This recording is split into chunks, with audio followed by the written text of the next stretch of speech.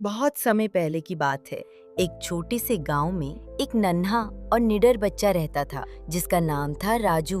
राजू की उम्र बस 10 साल थी, लेकिन उसमें एक खास बात थी। उसे किसी चीज से डर नहीं लगता था, चाहे अंधेरी रात हो या कब्रिस्तान के पास से गुजरना।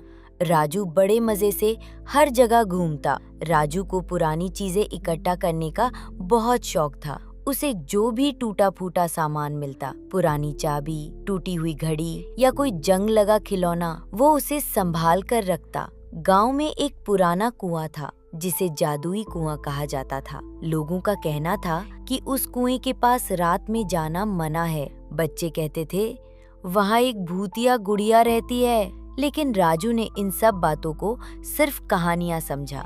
एक दिन दोपहर को राजू गांव के छोर पर खेलते खेलते उस पुराने कुएं तक पहुंच गया। वहां उसे जमीन पर एक अजीब सी गुड़िया पड़ी दिखाई दी। गुड़िया गंदी थी, बाल बिखरे हुए थे और उसकी एक आंख टूटी हुई थी, लेकिन राजू को वो बहुत अलग लगी। ये तो मेरी कलेक्शन के लिए एकदम परफेक्ट है, राजू बोला और गुड़िया को उठाकर घर ले आया। रात को जब वो गुड़िया के साथ खेल रहा था, तभी गुड़िया ने अचानक अपनी आंखें झपकाईं। राजू चौंक पड़ा, पर फिर हंस पड़ा। हवा से हिल गई होगी, पर वो नहीं जानता था कि उस गुड़िया के साथ कुछ बहुत अजीब शुरू होने वाला है। रात के 12 बजे राजू की नींद खुली। कमरे में अजीब सी खामोशी थी। वो उठा और देखा गुड़िया उसके बिस्तर के किनारे बैठी थी और उसके चेहरे पर हल्की सी मुस्कान थी। राजू ने पास जाकर देखा तो गुड़िया ने धीरे से कहा,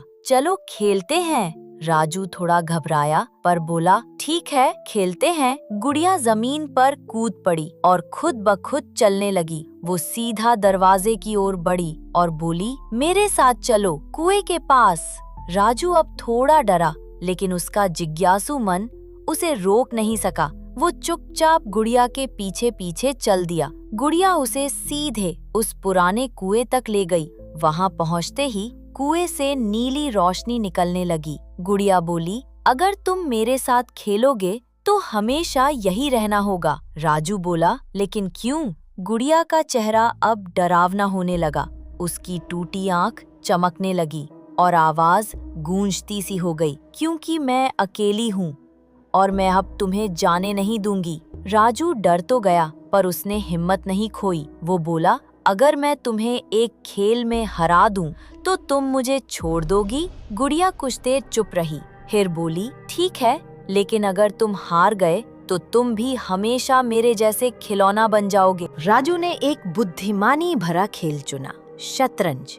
वो जानता था कि ये गुड़िया बस भावनाएं समझती है, दिमाग नहीं। गुड़िया ने खेल शुरू किया। वो चालें तेज चलती, पर हर बार भावनाओं में उलझ जाती। राजू शांत रहा, सोच समझ कर चला। कुछ ही देर में उसने गुड़िया को चेकमेट कर दिया। गुड़िया की आंखें फैल गईं। वो चीखी, ये संभव नहीं। लेकिन नियम तो नियम होता है। गुड़िया धीरे धीरे पिघलने लगी और एक छोटी लड़की की आत्मा में बदल गई। लड़की बोली, बहुत सालों पहले मैं इसी गांव में रहती थी। मेरे खिलौने कुएं में गिर गए थे। मैं उन्हें बचाने कुएं में उतरी और वापस नहीं आई। मेरी आत्मा यही भटकती रही, जब तक कोई मेरे साथ जीतकर मुझे मुक्त नहीं करता। तुमने वो कर दिखाया राजू। राजू ने झुककर कहा, अब तुम जा सकती हो। लड़की की आत्मा ने मुस्कुराकर उसे एक जादुई खिलौना दिया जो किसी भी खतरे में बोल सकता था, और गायब हो गई। अगली सुबह राजू जब उठा तो वो अपने बिस्तर पर था। उसे एक पल को लगा